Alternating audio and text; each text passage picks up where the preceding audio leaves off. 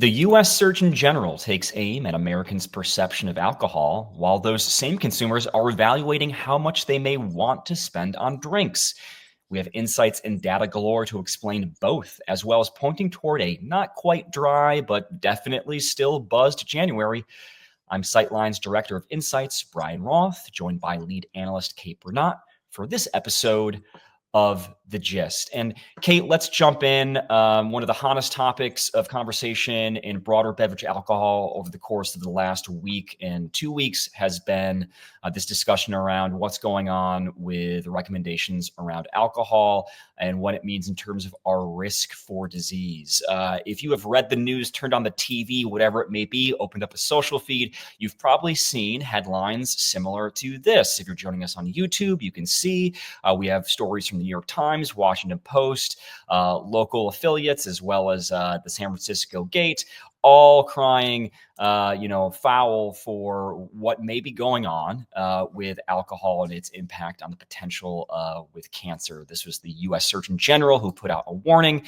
Let's start putting this in context, Kate, because I think a lot of people have certainly heard about what's going on. A quick step for background. What you see on the screen, if you're with us on YouTube, is research from 2021 from Alcohol Change UK. This is an organization, perhaps most famously known for helping to create and popularize Dry January. They did a research study on how to most effectively change public attitudes on alcohol. They found that a value-based approach, focusing on the public not being told the truth, so that you're saying to the public you don't get the whole story, and that telling them that there are more harms from alcohol of many different kinds than we are actually told. So, some aspects of this are coming into play right now with the way that we see the U.S. government thinking and communicating aspects of what's going on with alcohol consumption. Kate, let's put this in context, especially for people in the industry who may be frightened by all of this. Why should we or why should we not care?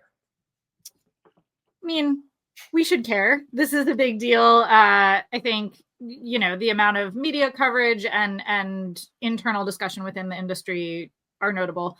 However, those of us who live and breathe this kind of information need to zoom out and think about how the average American is hearing about this. So the Surgeon General, who is on his way out of the exiting Biden administration, is suggesting that Congress pass a piece of legislation that would amend the warning labels that are already on alcohol. So this would require an act of Congress to change warning labels, which, as we know, are already on alcohol, that fine print about not drinking while pregnant or not operating heavy machinery, etc.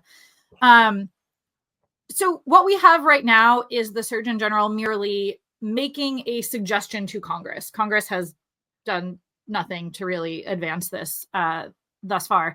I think the impact here for the average American is they may hear a news story, right? They may hear or read a news story about the links between alcohol and cancer, which, more information, a more informed public who can grapple with the actual science, I think is a good thing. This is so far from being implemented right now. And even if it were to be implemented, even if we were to adjust these warning labels on alcohol, I think it's a very open question whether they would have significant population level impacts on alcohol consumption in the US. We have examples from other countries, other types of products that show sort of mixed findings on how effective alcohol warning or health warning labels on products are at creating population level change. One of the big changes internationally as regard to these labels will be taking place in Ireland. If you see on your screen with us, Ireland has a set of labels that will be going on their bottles and cans of alcohol that specifically call out a new kind of warning. But just to reemphasize, Kate, what you're saying, any changes that might occur in the US would be text-based. And as Peter Pitts, a former associate FDA commissioner, said, it would take years to implement in the first place. A big part of that is because, 2 points to what you're talking about, Kate, it's real political. So first of all, we have to recognize this is simply just a recommendation, but then anything that happens afterward, this is already being litigated in the press, most notably by conservative representatives in Congress, as well as through publications that typically lean a little bit right as well. Daily Wire, a conservative-based publication, actually called the effort almost a deep state effort. James Comer, who is a congressional member from Kentucky, had mentioned to Breitbart that the recommendation from the Surgeon General politicizes science to achieve a predetermined outcome. So even just the starting this discussion is problematic, but then let's get to the population level change and whether or not that actually happens, Kate. Over the course of last decade plus, this is something that we cite often when we talk about, broader population consumption of alcohol. It is incredibly consistent. Per capita consumption for legal age adults in the US hangs right around 2.5 gallons of ethanol per year. The amount of Americans who say they consume alcohol is typically around 2/3 of Americans. That's been the same for practically 80 years. The impact that this kind of thing would have, even if in these early stages, simply as saying this is a recommendation and advisory, we do not see this having any kind of significant level impact on the way that Americans consume alcohol. And I think, again, to zoom out and take that consumer perspective, which is so important here.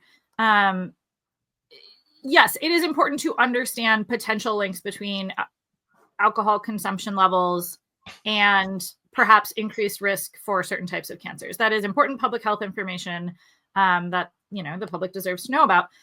Most people who consume alcohol, I think, will tell you it is not a health food. I think, again, regardless of how well understood the cancer link is, Americans understand that.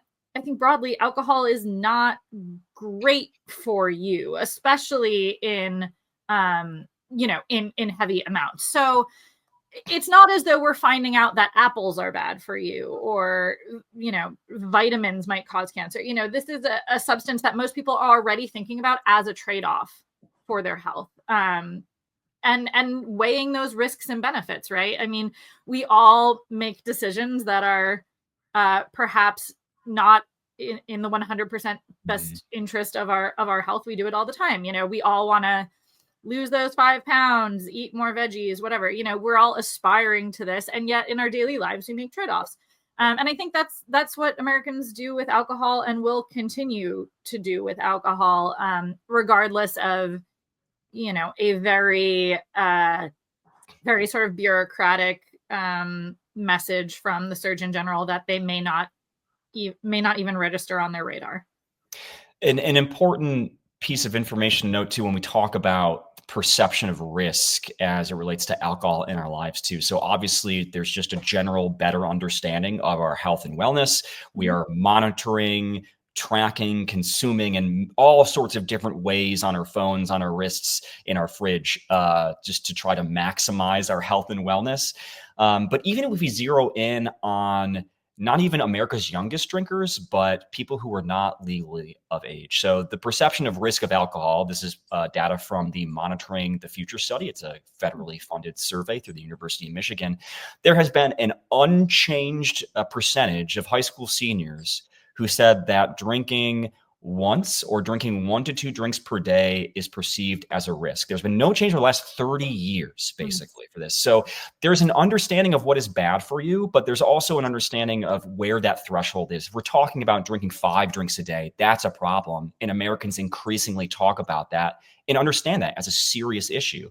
But to the point of both, we've seen many academic studies and even conversations around this issue for health and wellness, drinking in moderation has been proven to not be the as much of a detrimental impact, whether we're talking about actual health risk or just the perceived risk of what it may be. Mm-hmm. And most Americans who drink with moderation, right? Mm-hmm. So for them, it's like, okay, I don't see this having a negative impact on my life. So will some additional fine print on a beverage that I only drink once or twice a week anyway, is that gonna really alter my habits? Again, it's so far down the road that right now I don't think we need to think the sky is falling. Well, let's talk about something that may impact our habits. Kate, we are in the midst of a series on Sightlines looking at consumer spending beginning of the year here in 2025. So having kind of a reset to consider, what's happening with broader consumer spending, especially as we are still in the midst of, Americans thinking about inflation and what they're spending in stores. So we dove into the data, and we've got a few different ways to think about this based on impacting factors like gambling. Here we're looking at a chart on YouTube that breaks out retail spending by household income. Kate, this is something that you went into for subscribers to kind of give an example, perhaps, about how we might think about not just spending, but even premiumization. That's been such a big part of the shift in alcohol spending over the last several years. What were some of the takeaways that you thought about as you were working on these insights as it relates to consumer spending and household income? Yeah. So the large story of this Fed data is that that spending is increasingly bifurcated by household income and wealth, essentially. So in this economy post-pandemic, so this is a change since early 2020.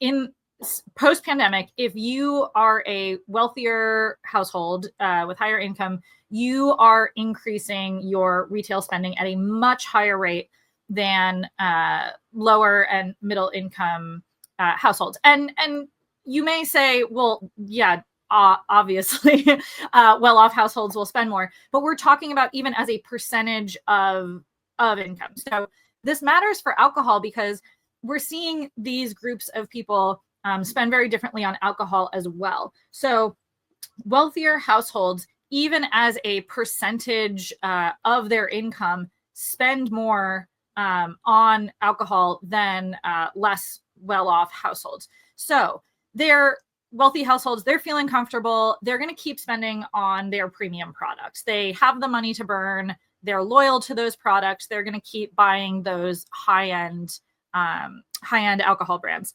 Lower and middle income folks are where we're going to see more brand swapping, maybe even trading between categories, searching for perhaps a lower price but comparable alcohol brand because they're just feeling more squeezed.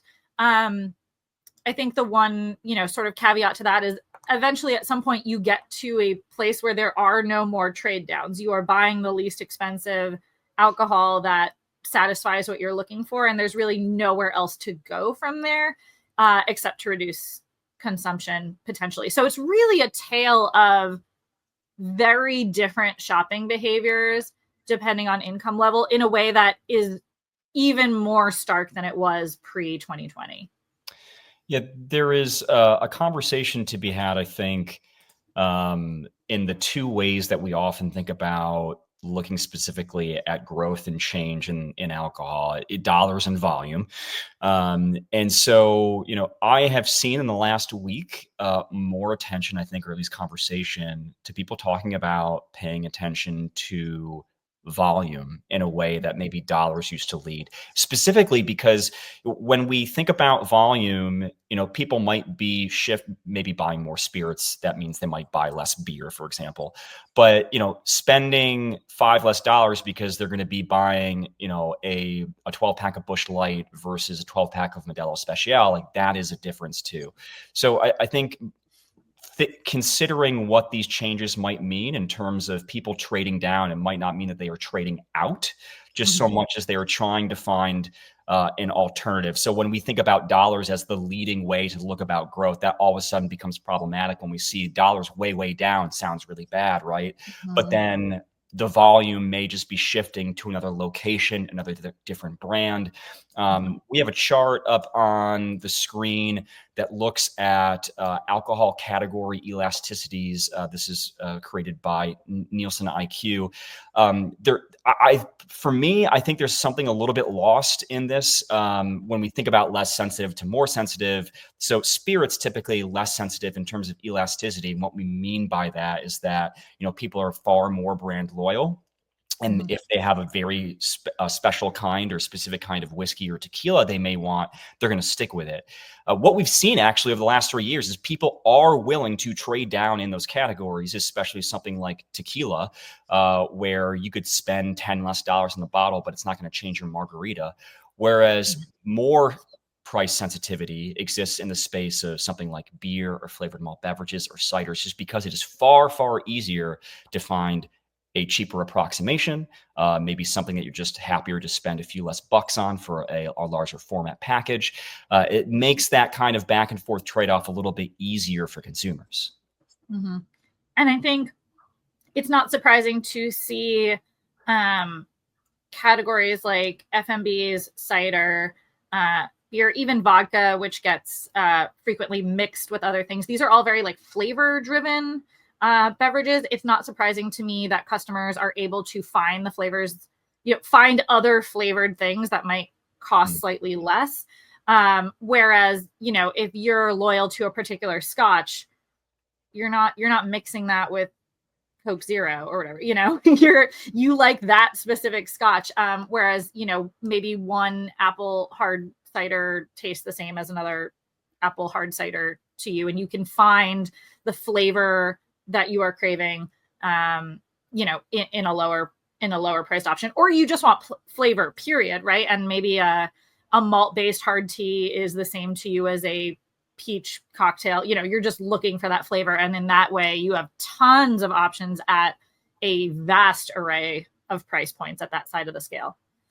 Yeah, there's a lot of nuance, obviously, to the way that Americans are thinking about spending. We're looking at a chart right now, breaking it out by generation. If we baseline month-to-month growth of average retail spending, millennials are just way ahead of basically everybody else. This makes sense. For a lot of millennials, they're kind of in the prime earning spaces of their career. So also, I would add a prime consumer base for beverage alcohol too. So their willingness and interest and ability to spend more has certainly been the case, especially over the last several years. Gen Z actually is above the national average in terms of month-to-month growth for retail spending as well. So, something we have talked a lot about on Sightlines is, part of the success for brands is simply making a good argument of why, people should go onto the on-premise or spend a little bit more because you fit a particular use case or fit a need state for people too. So when I see something like that, where, the youngest collection of legal age drinkers are happily spending more than national averages, that does give me hope for, to be calm in this moment. I think when it seems very scary for some of the largest companies who are zeroing in on, well, people aren't spending a few more dollars here or there, it's about making that argument to them in an effective way to make your products, to make your on-premise location just that level of attractiveness that gets people out because they want to be there. They are spending money. They want to go out. It's just a matter of getting them to that point. Yeah, they are spending money, and households with money to burn are happy to do it. So yeah, it really is about connecting with those consumers and not writing them off as, sort of a lost cause, but really realizing that they are willing to spend if you give them the reason to do so and show them that there is that you offer a premium product worth spending on. Here's a great example of that, Kate. We're in dry January, and instead of just flat out giving up alcohol, people are turning to other mood-altering options. Certainly the coverage of dry January has increased over the years. A lot more Americans are excited about it, yet they are still seeking out ways to get some aspect of a buzz. This can come from examples of beverages that come with adaptogenics, nootropics. Kava has certainly gotten bigger. We have loads of information on sightlines about THC drinks, both regular and hemp derived. This idea that people in this time of year are thinking about consumption of alcohol as part of dry January, but there's still just a portion of their mindset where they do not want to give up the indulgence factor of having something that can kind of give them a slight mood altering edge. Yes, I think we all throughout the day have moments where we just want to feel different than we do at that given moment. Alcohol sometimes plays that role, but there are plenty of other beverages that do as well. I mean, from coffee to ashwagandha mushroom tea or what have you. The number of emails I have received this dry January specifically that really are about damp January or dry January doesn't have to be all dry. It seems like this is the year that we're really admitting that people are blurring the lines here, that dry January isn't just, well, give up alcohol for 31 days, that people are increasingly like modifying the dry January framework to fit what they want and to still allow for mood alteration when they need it. So maybe that's, not drinking during the weekday, or only having one alcoholic drink and then switching to one of these alternatives, etc. I think there's just it seems from, the way brands are positioning themselves and other media coverage too, that there's just a flexibility in dry January now, whereas it used to be a little more rigid. And I think these types of beverages slot in to people's routines really well in that context. I mean, there's no reason you couldn't have a glass of wine on the weekends, but choose sort of an adaptogen, relaxing beverage during the week, right? It's all about achieving new mood states, new buzzes, using new tools. These are essentially new tools in people's toolkits to achieve the feelings they want.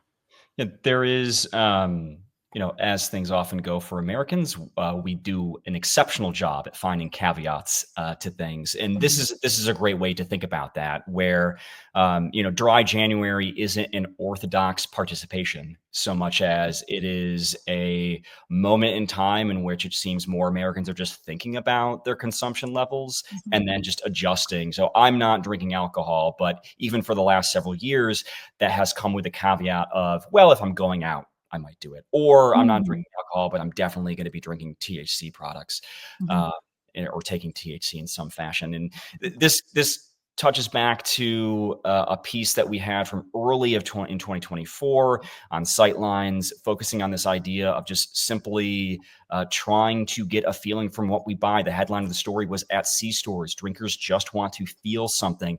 And this is emphasized by the fact for Americans who shop at convenience stores, 83% of the items they buy are consumed within an hour. 65% are consumed immediately.